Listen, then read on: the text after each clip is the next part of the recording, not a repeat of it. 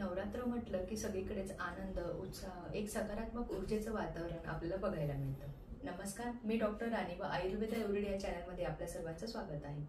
आजच्या व्हिडिओमध्ये आपण नवरात्राचे महत्त्व, शारदीय नवरात्र म्हणजे काय, यासोबत नवरात्रामध्ये केले जाणारे उपवासाला आयुर्वेदिक काही महत्त्व आहे का, आणि नवरात्रातील 9 देवींचा आयुर्वेदातील 9 वनस्पतीशी एक विशेष संबंध असतो, यासोबतच त्या वनस्पतींचा वेगवेगळ्या रोगांवर होणारा उपयोग, हे सर्व बघणार आहोत. तर व्हिडिओ शेवटपर्यंत नक्की. नवरात्र साजरं करण्याचं कारण म्हणजे देवी दुर्गा यांनी महिषासूर नावाच्या असुराशी 9 दिवस सतत युद्ध केले.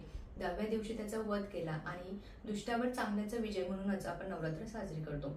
यासोबतच असं देखील म्हटलं जातं की प्रभू राम यांनी रावणावर विजय मिळवण्यासाठी देवीची 9 दिवस सतत आराधना केली, उपवास केले आणि 10व्या दिवशी रावणाचा वध केला आणि म्हणूनच आपण नवरात्री किंवा विजयादशमी साजरी करतो. नवरात्रीला शारदीय नवरात्र का म्हणतात? वर्षभरामध्ये 2 नवरात्र येतात, एक वसंत नवरात्र आणि एक शारदीय नवरात्र. आता आयुर्वेदानुसार एका वर्षामध्ये 6 ऋतू असतात. शिशिर म्हणजे जानेवारी फेब्रुवारी, वसंत म्हणजेच मार्च आणि एप्रिल, ग्रीष्म म्हणजेच मे आणि जून, वर्षा म्हणजे जुलै ऑगस्ट, शरद म्हणजेच सप्टेंबर ऑक्टोबर आणि हेमंत म्हणजेच नोव्हेंबर डिसेंबर. तर पावसाळ्यानंतर म्हणजे वर्षा ऋतूनंतर शरद ऋतू येतो आणि शरद ऋतूमध्ये येणारी नवरात्री म्हणून आपण हिला शारदीय नवरात्री असं म्हणतो. आता नवरात्रीत केले जाणारे उपवास याला काही आयुर्वेदीय महत्त्व आहे का? उपवास का करावे किंवा उपवासाचं महत्त्व काय? आधी उपवास या शब्दाचा अर्थ समजून घेऊया. उपवास शब्दाची फोड केल्यास उप आणि वास असे 2 शब्द मिळतात. उप शब्दाचा अर्थ समीप किंवा जवळ आणि वास शब्दाचा अर्थ राहणं. अर्थातच परमात्म्याच्या सानिध्यात राहणे याला उपवास असं म्हणतात. उपाशी राहिल्याने परमात्म्याचं ध्यान चांगलं होतं किंवा साधना चांगली होते आणि म्हणूनच भारतामध्ये उपाशी राहून उपवास करण्याची पद्धत आहे. उपवासालाच आयुर्वेदामध्ये लंघन असे म्हटले.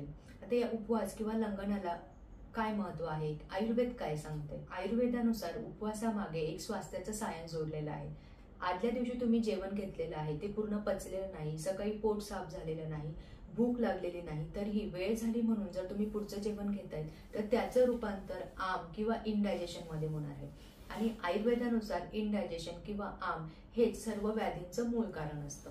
आयुर्वेदामध्ये लंघनम परम औषधम असं एक सूत्र आहे. अर्थातच लंघन म्हणजे उपवास हे एक श्रेष्ठ औषधी आहे असं आयुर्वेद सांगते. आता जेव्हा तुम्ही उपवास करताय किंवा तुम्ही कुठलेही अन्न घेत नाहीये, तेव्हा तुमची शरीरातील जी पाचन शक्ती आहे ते पूर्वीचं अपचित अन्न जे आहे त्याला पचवण्यासाठी आपली ऊर्जा वापरते आणि त्यामुळे जे पूर्वीचं इनडायजेशन आहे किंवा आम आहे त्याला क्लिअर करण्याचं काम ही तुमची पाचन शक्ती करते. आणि अशा पद्धतीने नवरात्रातील उपवासामुळे तुमच्या शरीरातील डिटॉक्सिफिकेशन होण्यासाठी तुम्हाला मदत होणार आहे. उपवासात तुम्ही कुठले पदार्थ घेऊ शकता? तर आयुर्वेदानुसार तुम्ही गाईचं तूप, गाईचं गरम दूध, फळं, त्यासोबतच राजगिरा हे पदार्थ उपवासात ठेवू शकतात. कुठले पदार्थ उपवासामध्ये घेऊ नये? तर साबुदाणा, दही हे पदार्थ उपवासामध्ये घेऊ. गाईचं तूप वापरल्यामुळे उपवासामध्ये जे पित्त वाढते ते कमी होण्यास मदत होते. त्यासोबतच गरम दूध वापरल्यामुळे जे शरीराला थकवा येतो तो भरून निघण्यास मदत होते. नवरात्रातील ज्या 9 देवी आहेत त्यांचा आयुर्वेदातील 9 वनस्पतींसोबत एक विशेष संबंध असतो. मार्कंडेय चिकित्सानुसार नवरात्रातील 9 देवी या आयुर्वेदाच्या 9 वनस्पतींमध्ये विराजमान असतात. नवरात्राच्या पहिल्या दिवशी आपण देवी शैलपुत्री यांची पूजा करतो. शैलपुत्री शब्दाची फोड केल्यास शैल आणि पुत्री हे 2 शब्द मिळतात. शैल म्हणजेच पर्वत आणि पुत्री म्हणजेच कन्या. याचप्रमाणे आयुर्वेदामध्ये हरितकी या शब्दाला हेमवती असा पर्याय शब्द आलाय. हेमचा अर्थ पर्वत आणि वती अर्थातच कन्या. याप्रमाणे हरितकी आणि शैलपुत्री देवी यांचा संबंध मिळतो. आयुर्वेदामध्ये यस्य गृहे नास्ती माता तस्य माता हरितकी असं सूत्र मिळतं. अर्थात ज्या घरामध्ये आई नाही त्या घरामध्ये हरितकी ही आई असते. अशी आईची उपमा हरितकीला दिली आहे. म्हणजेच आई ज्याप्रमाणे आपल्या बाळाला प्रोटेक्ट करते त्याप्रमाणेच हरितकी आपल्या शरीराची काळजी घेत असते. हरितकी हे वात, पित्त, कफ या 3 दोषांना समान ठेवते. त्यासोबतच त्यामध्ये ब्लड प्युरिफायर ही एक क्वालिटी असते. शरीराचं डिटॉक्सिफिकेशन करण्याचं काम करते. शरीराला कुठेही जखम झाली तर त्या व्रणाला धुण्यासाठी आपण हरितकीचा काढा वापरू शकतो. यासोबतच शरीरातील अनेक व्याधींमध्ये हरितकीचा उपयोग केला जातो. नवरात्राच्या दुसऱ्या दिवशी आपण ब्रह्मचारिणी या देवीची पूजा करतो आणि या देवीला आपण ब्राह्मी ही वनस्पती अर्पण करतो. आयुर्वेदामध्ये ब्राह्मी हिलाच मेद्य असा पर्याय शब्द आलेला आहे. शरद ऋतूमध्ये पित्त प्रकोप असतो, त्यामुळे मनोदौर्बल्य, इंद्रिय दौर्बल्य, झोप कमी येणं, चिडचिड होणं हे लक्षण आपल्याला दिसून येतात. ब्राह्मी या वनस्पतीमध्ये पित्त शमन हा गुण असतो. आयुर्वेदामध्ये सारस्वतारिष्ट नावाचे एक औषध आहे ज्यामध्ये मेन कंटेंट ब्राह्मी हे आहे. इंद्रिय दौर्बल्य असताना, मन दौर्बल्य असताना, झोप शांत न येणं, चिडचिड होणं, हे जे लक्षणं असतात त्यामध्ये आपण सारस्वतारिष्ट हे औषध वापरतो. नवरात्रीच्या तिसऱ्या दिवशी आपण देवी चंद्रघंटा यांची पूजा करतो. आयुर्वेदामध्ये चंद्रिका किंवा चमसुला या नावाची वनस्पती आढळते, ज्याला आपण मराठीत अहळीव असं देखील म्हणतो. यामध्ये मुबलक प्रमाणात iron, calcium, omega 3 fatty acids हे देखील असतात. अहळीव हे रजस्राव नियमित करण्यासाठी मदत करते.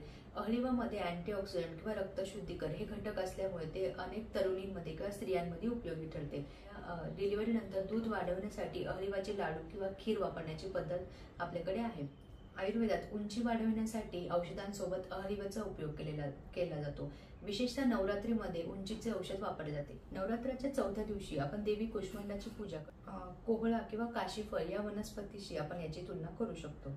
याचा उपयोग आपण पोटातील अल्सर, ॲसिडिटी, मायग्रेन किंवा पोटातील कुठल्याही समस्यांवर आपण करू शकतो. पक्व पेठेचा उपयोग आपण किडनी रिलेटेड प्रॉब्लेम्स असताना, क्रिएटिनिन वाढलेले असताना किंवा मूत्रसंबंधित कुठले प्रॉब्लेम असताना आपण त्याचा उपयोग करू शकतो.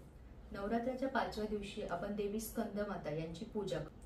आयुर्वेदातील अलसी किंवा ज्याला आपण फ्लॅक्स म्हणतो याच्यासोबत याचा संबंध लागतो, ज्यालाच मराठीत जवस असे देखील आपण म्हणतो. यामध्ये मुबलक प्रमाणात ओमेगा 3 फॅटी ॲसिड्स असतात. विशेषतः कफरोगांमध्ये जवस आपण वापरू शकतो. कफरोग असताना जवसाचे पीठ गरम करून त्याची पोटली बांधून त्याने शेकल्याने आपल्याला फायदा मिळतो. तसंच झोप येत नसल्यास जवसाचं तेल त्यामध्ये समभाग कॅस्टर ऑइल म्हणजेच एरंडेल तेल मिक्स करून तुम्ही तळपायांना चोळून लावल्यास फायदा झालेला तुम्हाला दिसतो. तसंच 6व्या दिवशी आपण देवी कात्यायनी यांची पूजा करतो. आयुर्वेदातील मोचिका या वनस्पतीचा यामध्ये संबंध लागतो. या वनस्पतीचे वर्णन आयुर्वेदातील भावप्रकाश या ग्रंथामध्ये मिळते. विशेषतः पित्तविकार असताना या वनस्पतीचा उपयोग केला जातो. तसंच देवी कात्यायनीला अर्पण करताना मोचिका ही वनस्पती उपयोगात आणतात. नवरात्राच्या 7व्या दिवशी देवी कालरात्री यांचे आपण आवाहन करतो. आयुर्वेदातील नागदोन किंवा वरमूल या वनस्पतीचा या दिवशी संबंध लागतो. याचा उपयोग विशेषतः UTI म्हणजेच कुठल्याही मूत्रविकारांमध्ये, त्यासोबतच खूप जास्त ब्लिडिंग होत असल्यास, अल्सरेटिव्ह कोलायटिस यांसारखे आजार असल्यास आपण या वनस्पतीचा उपयोग करतो. नवरात्राच्या 8व्या दिवशी आपण देवी महागौरी यांची पूजा करतो. महागौरी देवींचे औषधीय स्वरूप तुळसी किंवा तुळस हे आहे. तुळस सगळ्या घरांमध्ये लावलेली असते, ती पूजनीय आहे. यासोबतच त्याचे 7 प्रकार असतात. यामध्ये काळी तुळस जी आहे ती श्रेष्ठ आहे किंवा त्याचे औषधीय गुणधर्म जास्त प्रमाणात असतात. विशेषतः वजन कमी करण्यासाठी, त्यासोबतच स्किन प्रॉब्लेम्स असताना तुळशीचा वापर होतो. परंतु पित्त प्रकृती असणाऱ्या रुग्णांनी तुळशीचा वापर कमी करावा. नवरात्राच्या 9व्या दिवशी आपण देवी सिद्धिदात्री यांची पूजा करतो, यांचं आवाहन करतो. या देवीचे औषधीय स्वरूप शतावरी ही वनस्पती आपण मानतो.